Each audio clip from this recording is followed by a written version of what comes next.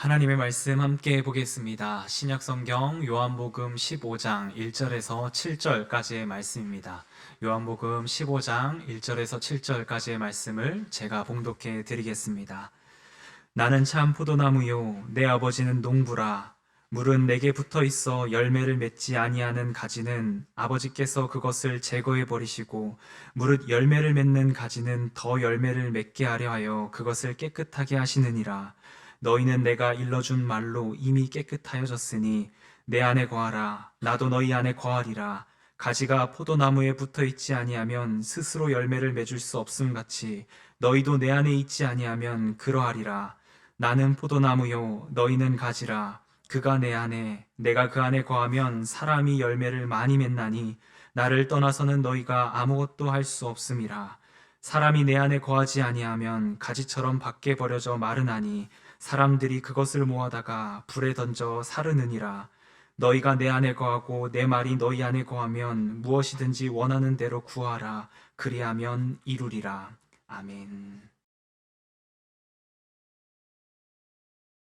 오늘 설교는 예수로 샬롬 7번째 시간으로 예수 참 포도나무라는 제목으로 말씀을 나누고자 합니다.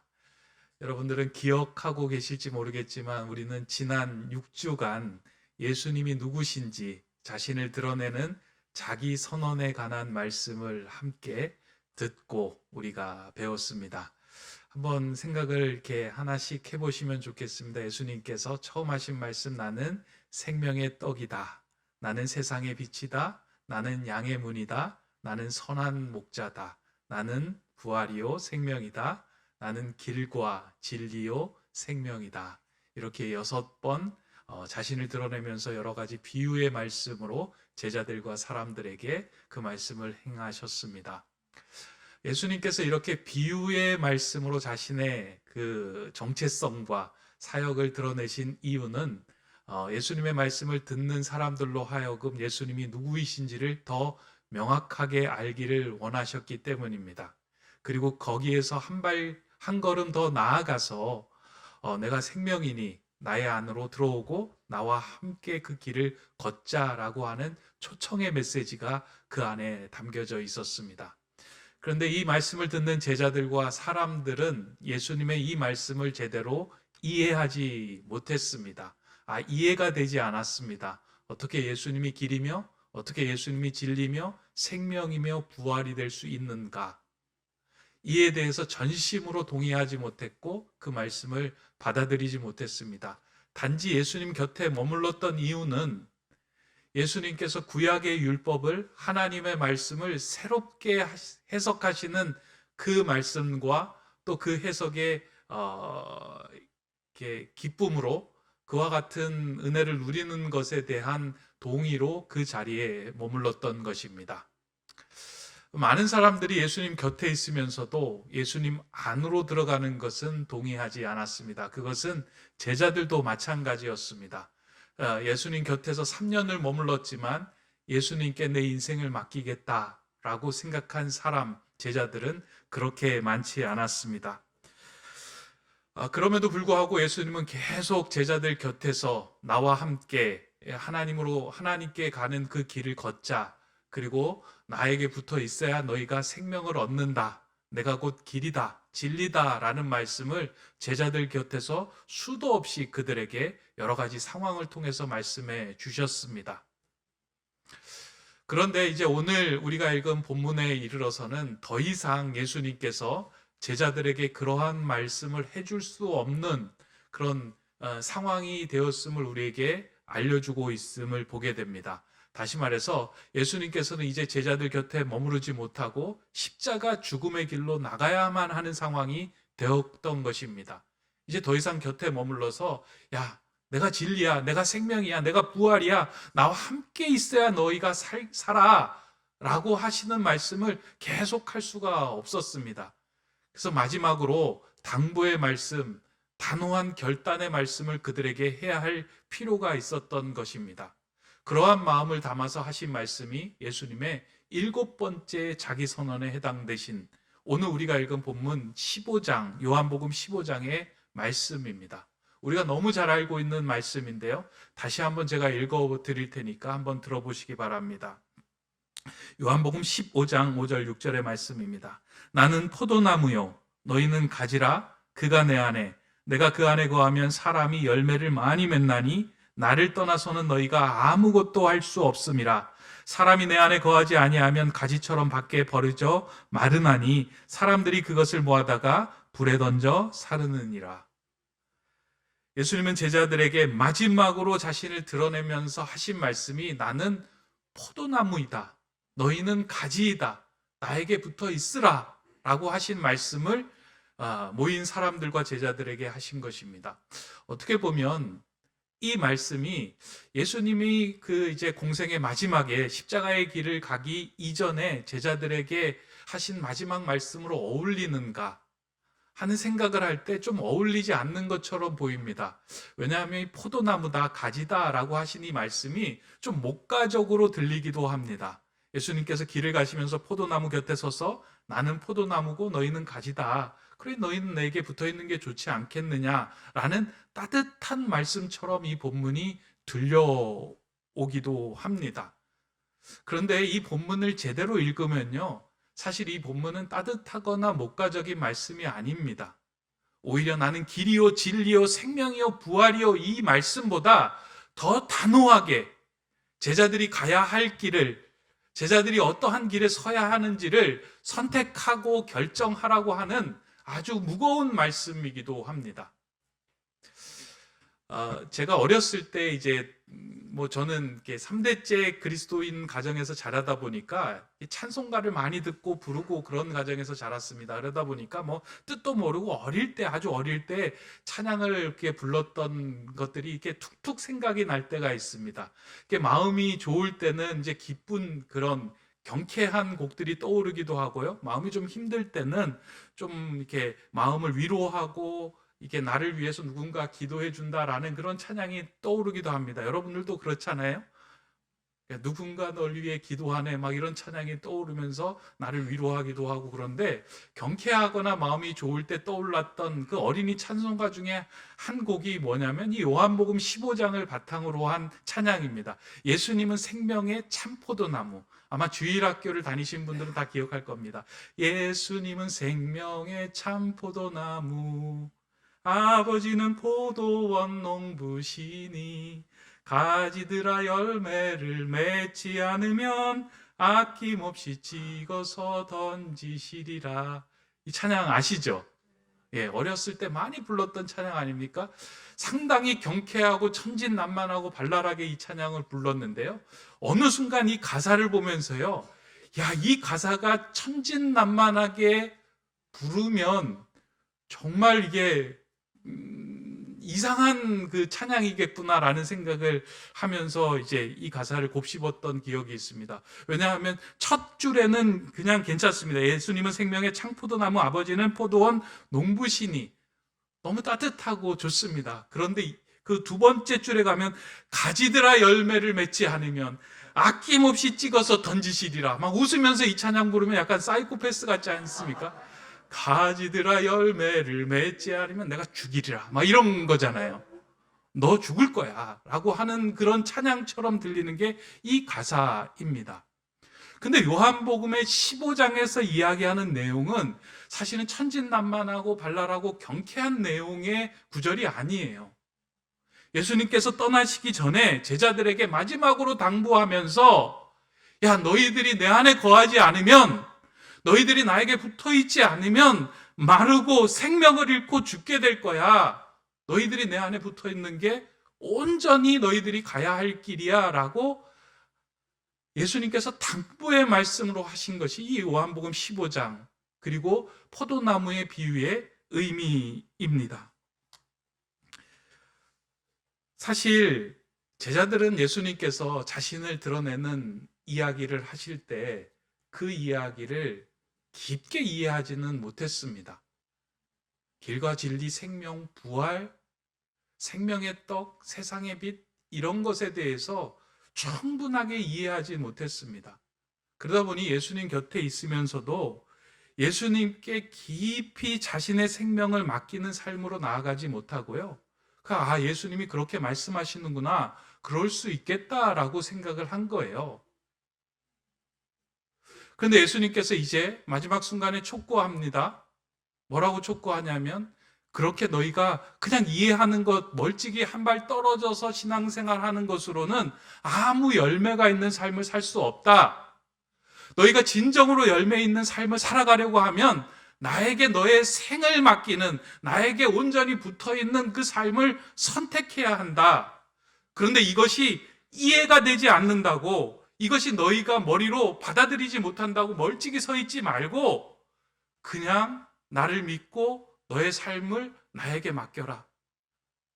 왜냐하면 나는 포도나무고 너는 가지니까 가지가 살 길은 포도나무에 붙어 있는 것이다 라고 말씀하신 것입니다. 이 말씀 우리가 좀 무겁게 들어야 하는 말씀입니다. 신앙생활 하면서요, 우린 머리로 이해되지 않는 부분들이 참 많이 있습니다. 신앙에 대해서, 성경에 대해서, 예수님에 대해서, 하나님에 대해서, 성령님에 대해서 이해가 되지 않아서 좀 멀찍이 떨어져 있는 경우가 많이 있습니다. 저거 이해되면 내가 믿을 텐데, 예수님 나에게 보여주시면 내가 예수님을 믿고 따라갈 텐데, 예수님이 부활이심을 내게 확실하게 나타나셔서 말씀해 주시면 난 그런 삶을 살 텐데, 그냥 성경에서 들려오는 이야기 아직도 머리로 이해되지 않는 것이라고 멀찍이 떨어져서 신앙생활하고 있는 모습이 우리의 모습 아닙니까? 근데 예수님께서 그렇게 말씀하세요. 다 이해하지 말고 일단 나에게 붙어 있어라. 그러면 너에게 열매가 맺힐 거야. 그 열매로 예수님이 누구신지, 하나님이 어떠한 분이신지 너가 알게 될 거야. 세상 사람들은 눈에 보이는 것, 머리로 이해되는 것, 합리적인 것, 그것을 믿는 것이 바른 것이다라고 생각을 합니다. 그러다 보니까 교인들이 보이지도 않는 하나님을 믿고 예수 그리스도를 따른다, 길이다, 그분을 따라간다라고 하는 그 이야기를 들을 때 참 이성이 없는 사람이라고 생각하며 얘기할 때가 많이 있습니다. 우리 주변에도 그렇지 않습니까? 야, 너 보이지도 않는 걸 왜 믿냐? 믿지 않는 사람들 그렇게 얘기하잖아요. 보이는 걸 믿어야지. 그런데 정말 그렇습니까? 보이는 것을 믿는 것이, 보이는 것을 인정하는 것이 현명하고 합당한 삶입니까? 제가 한번 질문 한번 드려보도록 하겠습니다. 여러분이 살고 있는 이 지구는 둥굽니까? 평평합니까? 이 지구가 평평해요? 둥글어요? 둥글죠. 근데 그걸 어떻게 알아요, 여러분들이? 만약에 둥글다면 막 걸어가면서 여러분들이 몸이 막 기울어지고 그렇습니까? 근데 아무리 걸어도 우리는 평평한 곳으로 느끼고 경험하고 살아가고 있지 않습니까? 지구는 아무리 봐도 내가 느끼고 보는 것의 입장에서는 평평합니다. 그러나 그 지구를 떠나서 멀리 봤을 때 지구가 둥근 것을 본 사람이 지구는 둥글다라고 이야기를 한 거예요. 근데 우리는 그것을 보지 못했는데 그것을 말한 사람을 믿고 인정하며 지구가 둥글다라고 얘기하고 받아들이고 믿고 살아가고 있어요. 그렇다면 지구가 평평하다라고 하는 것을 믿는 사람이 현명한 걸까요? 지구가 둥글다라고 하는 것을 받아들이고 인정하며 살아가는 사람들이 더 현명한 삶일까요? 그러니까 눈에 보이는 것, 이해되는 것만 믿는 것이 현명하다라고 하는 것은 꼭 합당한 이야기가 아닙니다. 한 걸음 더 나아가 보면 그렇지 않습니까? 우리가 살고 있는 이 지구가 돌고 있습니까? 멈춰져 있습니까? 돌고 있다면 여러분들 어지러울 거예요. 이렇게 뭐 어디 기구 같은 데 돌리는 기구에 여러분들 타보세요. 얼마나 어지럽습니까? 근데 어지럽습니까? 아니, 멀쩡해요. 도는 건 느껴지지가 않아요. 그리고 우리 지구는 멈춰 있고 태양이 우리 지구를 돌아서 아침이 되고 저녁이 되는 것처럼 우리는 느껴져요. 아무도 태양 주위로 지구가 돌고 있다라고 생각하는 사람들은 느낌으로는 없다는 거예요. 그러나 여러 가지 과학적이고 여러 가지 상황으로 볼 때 지구는 돌고 있고 태양을 주위로 공전하고 있다는 사실을 사람들은 믿고 인정하고 따르고 있어요. 그렇다면 지구가 돌고 있다라고 생각하는 것을 믿는 것이 현명합니까? 지구가 멈춰 있다라고 생각하고 인정하는 것이 현명합니까? 대답해 보세요. 눈에 보이는 건 멈춰 있어야 되고 눈에 보이는 건 평평해야 하지 않습니까? 그럼에도 불구하고 돌고 있고 그럼에도 불구하고 둥글다라고 인정하고 우리는 받아들이고 믿고 있습니다. 그것이 진리이기 때문이다라고 생각하고 나가기 때문입니다. 마찬가지로 예수님께서 우리에게 우리가 알지 못하는 하나님 나라, 우리가 알지 못하는 진리의 이야기를 하고 계셨어요. 근데 그것이 우리는 이해하고 받아들이기가 힘들어요. 이해하고 받아들이기가 힘들다고 해서 그것이 진리가 아닌 것은 아닙니다. 그게 진리예요. 예수님이 말씀하신 것이 진리예요. 그러나 우리가 가지고 있는 생각과 이성과 마음의 크기로는 그걸 다 받아들일 수 없어요. 그래서 예수님이 그렇게 얘기해요. 마지막 당부의 말씀처럼 진리인 나에게 붙어 있어라. 꼭 붙어 있어라. 내가 진리인 걸 너희로 하여금 알게 하고 너희에게 열매를 통해서 정말로 이 땅을 누가 주관하시고 어떻게 인도하시는지 내가 너에게 알게 하겠다 하시는 말씀이 오늘 7번째 자기 선언의 말씀입니다. 그래서 포도나무의 비유는요, 예수님께서 마지막에 제자들에게 하신 그 말씀으로 아주 적합하고 아주 필요한 말씀이었습니다. 그 말씀을 오늘도 저와 여러분들에게 건네시는 거예요. 나는 포도나무다, 너희는 가지다. 너희가 살 길은 무엇냐면 나에게 딱 붙어 있는 거야. 이해되지 않지만, 합리적으로 다 풀어지지 않지만 나에게 붙어 있어 봐. 내가 너를 이해시켜 줄게. 언젠가. 그러면서 이제 예수님께서 이에 대한 나에게 꼭 붙어 있어야 되는 이유를 이제 2가지로 좀 설명을 해 주시는데요. 그게 이제 우리가 오늘 또 함께 살펴봐야 할 말씀입니다. 첫 번째로 왜 예수님이 이렇게 꼭 붙어 있으라고 했을까? 그 이유를 본문 1절에서 예수님이 이렇게 말씀합니다. 나는 참 포도나무요 내 아버지는 농부라. 예수님은 자신이 참 포도이기 때문에 너희가 내게 붙어 있어야 한다라고 말씀합니다. 이스라엘에 보면 대표적인 유실수들이 몇 가지가 있어요. 그러니까 과일이 달리는 나무 이야기하죠, 유실수들은. 그러니까 나무고 가지고 열매에 대한 비유를 하기 위해서는 무화과 나무를 사용해도 되고 감람 올리브 나무를 사용해도 되는데 굳이 예수님께서는 오늘 본문에서 포도나무를 통해서 나는 포도나무다라고 말씀을 하신 거예요. 그 중에서도 나는 참 포도나무다라고 말씀하셨습니다. 참 포도나무가 있다면 거짓 포도나무도 있다는 의미예요. 근데 거짓 포도나무에 가지를 붙여서는 열매가 맺을 수 없는데 참 포도나무에 붙어 있을 때만 진정한 진리와 생명과 하나님이 주시는 풍성한 삶을 누릴 수 있다는 거예요. 그렇다면 예수님은 왜 자신을 참 포도나무라고 이야기하셨을까? 구약 성경에 이에 대한 이해를 돕는 말씀들이 여러 군데 나옵니다. 이사야에서도 나오고요, 시편에서도 나오는데요. 그 중에 시편의 80편 8절의 말씀을 보면 이런 구절이 나옵니다. 여러분들 한번 같이 읽어보기를 바랍니다. 주께서 한 포도나무를 애굽에서 가져다가 민족들을 쫓아내시고 그것을 심으셨나이다. 주께서 한 포도나무를 애굽에서 가져다가 민족들을 쫓아내시고 그것을 심으셨나이다. 이게 포도나무라고 하는 것은요, 이스라엘 백성을 의미해요. 성경에서는, 구약 성경에서. 이스라엘 백성들이 애굽의 포로로 가 있던 그 백성들을 하나님께서 출애굽시켜서 가나안 땅에 심으신 거예요. 하나님의 나라, 하나님의 백성을 만들기 위해서 친히 심으셨다라고 말씀합니다.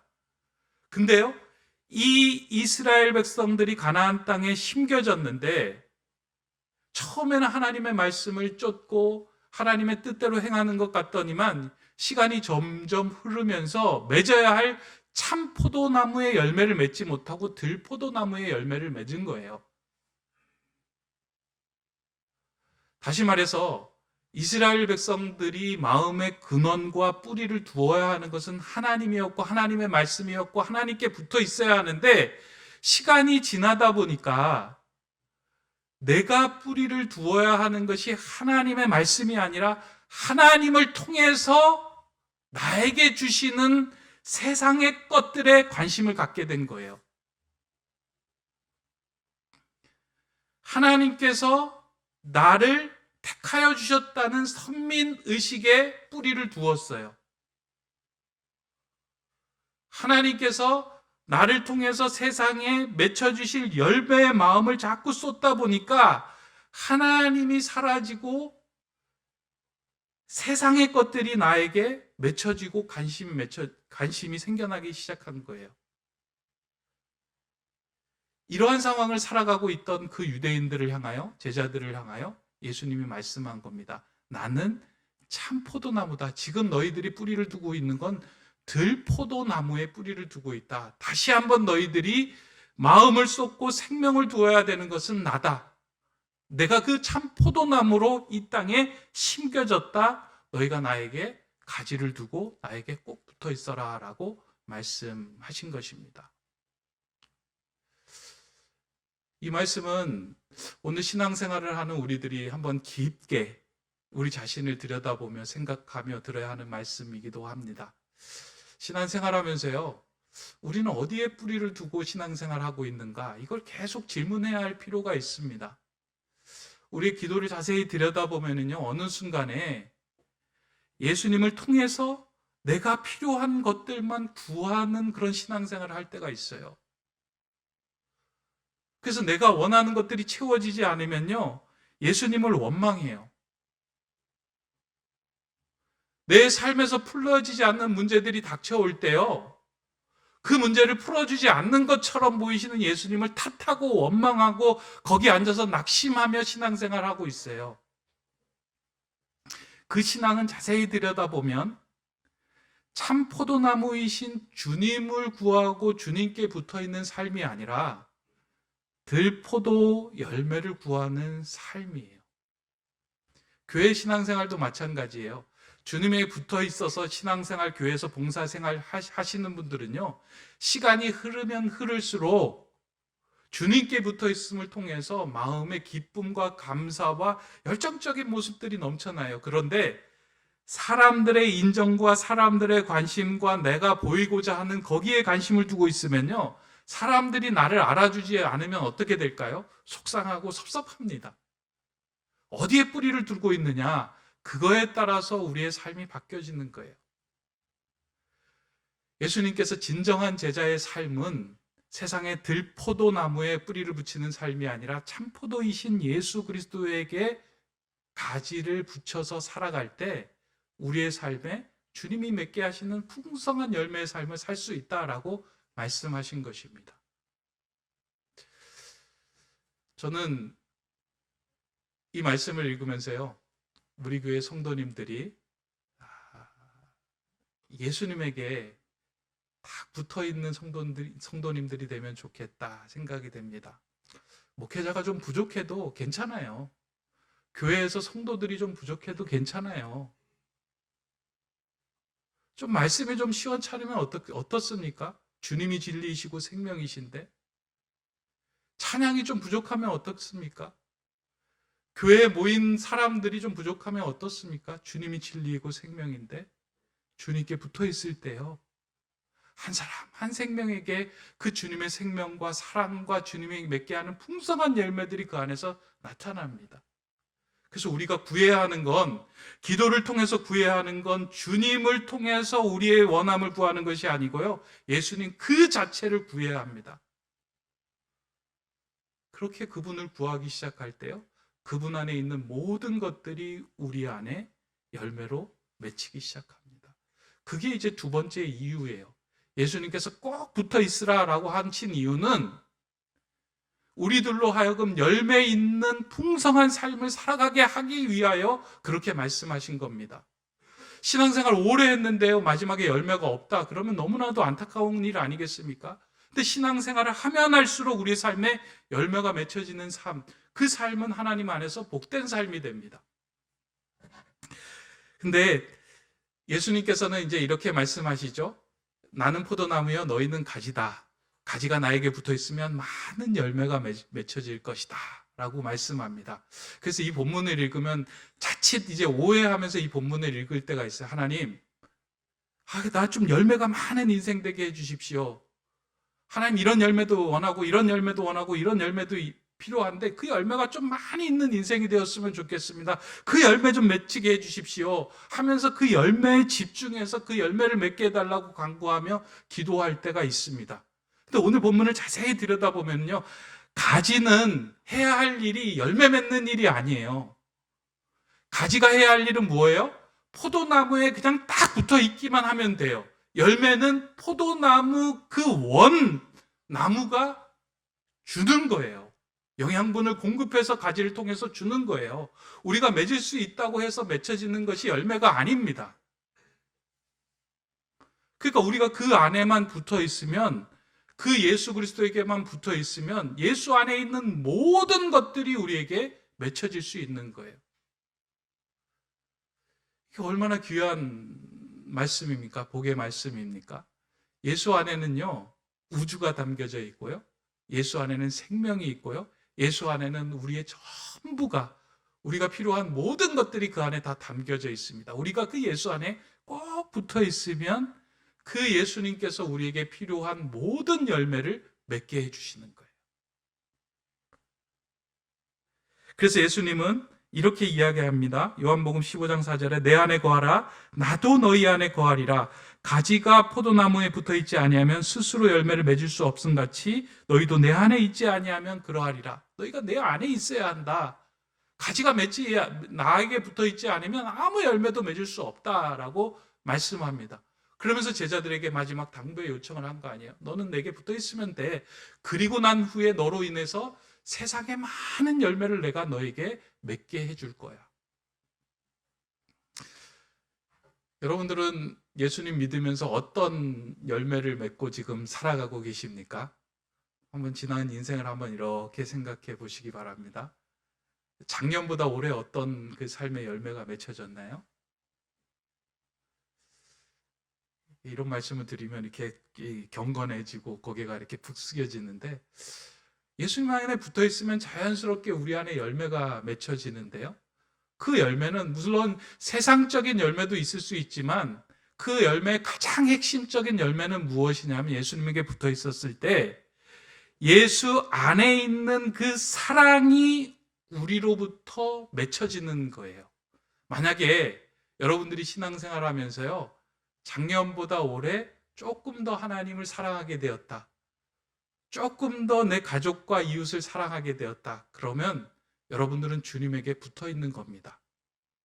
근데 만약에 여러분들이 주님을 믿고 하나님을 믿는 제자, 예수 그리스도의 제자라고 이야기를 함에도 불구하고 하나님을 사랑하는 마음이 줄어들었다, 이웃을 사랑하는 마음이 사라졌다, 그럴 때는 지금 내가 주님에게 붙어 있는가, 멀찍이 서 있는가를 한번 들여다보실 필요가 있다는 거예요. 왜냐하면 주님 안에 붙어 있는 자는 자연스럽게 주님 안에 있는 것이 우리를 통해서 열매로 맺혀지기 때문입니다. 오늘 본문 읽은 그 뒤에 8절 9절은 이렇게 말씀해 주고 있습니다. 너희가 열매를 많이 맺으면 내 아버지께서 영광을 받을 것이요 너희는 내 제자가 되리라. 아버지께서 나를 사랑하신 것 같이 나도 너희를 사랑하였으니 나의 사랑 안에 거하라. 사랑이에요. 내가 열매 맺는 삶을 살아가는지 안 살아가는지를 알 수 있는 시금석이 무엇이냐면 사랑이에요. 예수님은 이 사랑의 열매가 우리 안에 맺혀지기를 원하고 계세요. 이 사랑의 열매를 통해서 하나님의 나라를 이루어가기를 원하세요. 이 사랑의 열매를 통해서 좋은 가정을 세워가기를 원하세요. 이 사랑의 열매를 통해서 다른 사람들이 살게 하는 그 삶을 살기를 원하세요.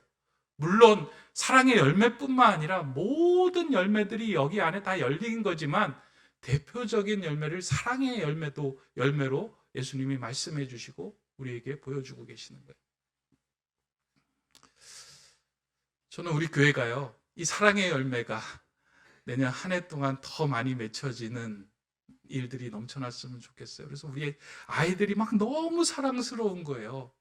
그리고 우리 자녀들을 볼 때 안타까움과 긍휼의 마음, 사랑의 마음으로 그 자녀를 위해 기도하는 거예요. 옆에 성도를 볼 때요, 그냥 대면대면하고 지나가는 것이 아니고요, 너무 사랑스러워서 그 사람이 아파할 때 나도 함께 아파할 수 있는 마음을 품는 거예요. 이게 열매예요. 근데 교회에서 하나님께 붙어 있지 않을 때요, 다 남의 일이에요.